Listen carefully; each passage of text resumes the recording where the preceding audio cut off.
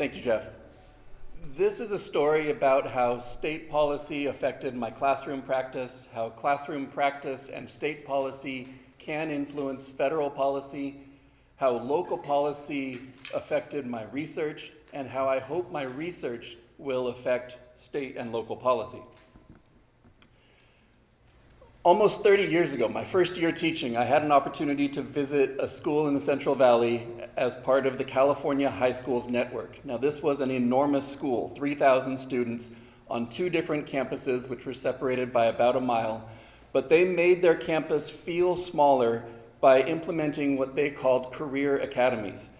Each student on the school was in one of these 6 academies. They had an education academy, a food services academy, an agriculture academy, public safety academy, a health and medical careers academy, and a television production academy.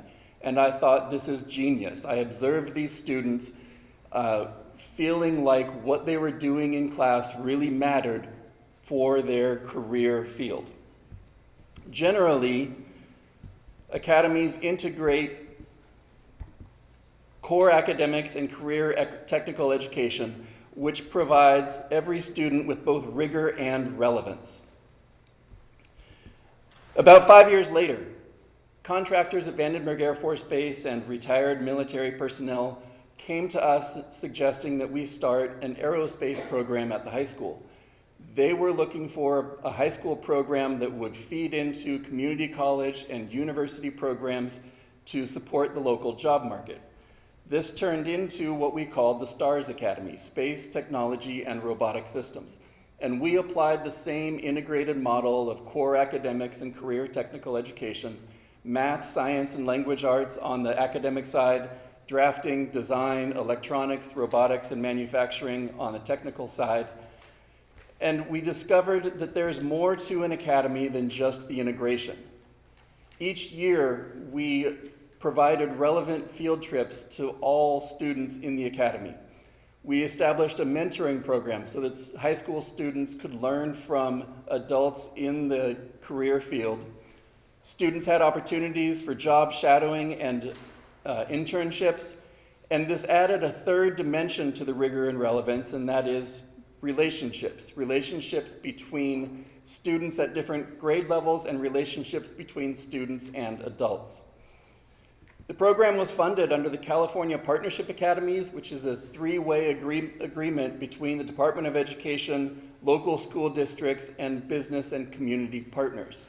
But it's a lot more than just a funding stream. It's embedded within California Education Code, which provides some constraints, but also allows for a lot of power in implementation at the local level. For example, Education Code requires that at least 50% of the students in an academy are at risk of not graduating from high school, defined by attendance, grade point average, test scores, and socioeconomic status. Now, our academy was successful in outcomes, and academies statewide are successful in all outcomes: higher attendance, higher GPA, higher test scores, and higher graduation rates than the general population. I ran that academy for about 15 years before I was offered a fellowship in Washington as an Albert Einstein Distinguished Educator. This program is run by the Department of Energy, and fellows are placed in federal agencies such as the National Science Foundation, NASA, the Library of Congress, the Department of Defense, NOAA, or as a legislative assistant in a member's office on Capitol Hill, either on the Senate side or on the House side. The goal is for classroom teachers to inform federal policy and then go back to their local school districts with their experience and inform local policy. As a fellow, I had a lot of responsibilities, but my main task was to help write a bill that would authorize national career academies. We based this on the California model, on California Education Code.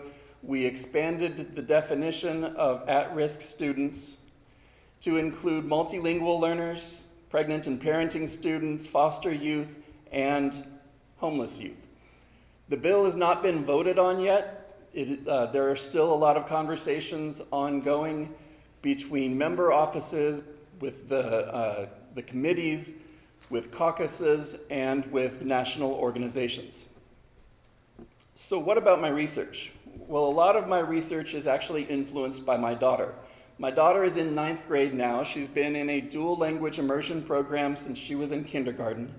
And when she was in 1st grade, she was doing her homework, and she was writing out words. There were some words I didn't know. I asked her, what is marea alta and marea baja? And she said, John, do you know about the moon? And I said, yeah, a little bit. And she said, well, as the moon goes around the earth, it pulls all of the water towards it, and all of the fish and all of the plants go with the water. And I said, are you talking about high tides and low tides? And she said, yeah, that's it. And it struck me that she learned all of this content, this science content, in a foreign language. She learned the vocabulary to describe these concepts in a foreign language, and then was able to translate it into English to explain it to me. And I realized what a powerful tool science could be for language. At the same time, I started observing in my own science classes how science could be both a motivational tool and a contextual tool for developing language. Around the same time, I was also working with elementary teachers on implementing new science standards, and they told me, John, we don't have time to teach science, we have to teach kids to read. So that is now the focus of my research, the integration of science and literacy. Science as a motivational and contextual tool for learning language, for learning how to read. And it goes even deeper than that. It is also back to the rigor and the relevance, science and language being both rigorous and relevant to students' interests and their motivation, and teachers and students establishing relationships as they dig deeper into scientific phenomena. Now, we're talking tonight a lot about research and policy. I hope we don't forget as we move forward that there is a third dimension here, and that is classroom practice. Classroom practice being both affected by and affecting research and policy. Thank you.